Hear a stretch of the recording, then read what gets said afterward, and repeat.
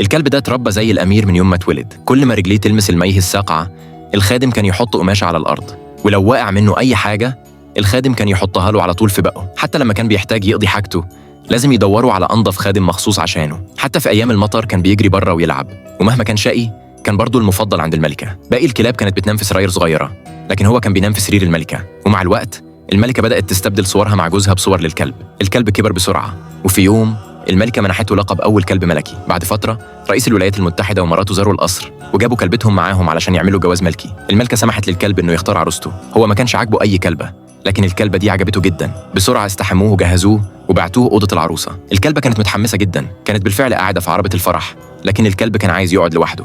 الرئيس حتى شغل موسيقى رومانسية قبل ما يسيبهم لوحدهم. الكلبة شدته لجوه، كانت متحمسة بطريقة كبيرة. العربة بدأت تتحرك، الكلب قاوم بكل قوته وقدر يهرب سمهاو.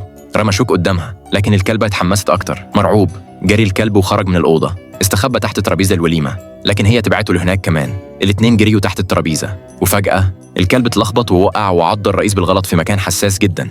الرئيس صرخ، العشاء اتبوظ خالص. الرئيس اتعصب وساب القصر. الملكة كانت غاضبة جدا، مهما الكلب اعتذر رفضت تسامحه، بعتته وأوضته. الكلب حزين وخايف يفقد محبة الملكة قعد لوحده. في اللحظة دي جه صاحبه قال له يلا نهرب. الكلب بسذاجة وارتباك صدقه ومشي وراه.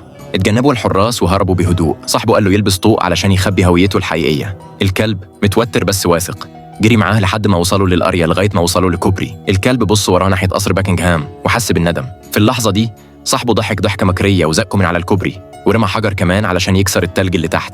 الكلب حاول يطلع لكن رجله اتزنقت في كاوتش قديم.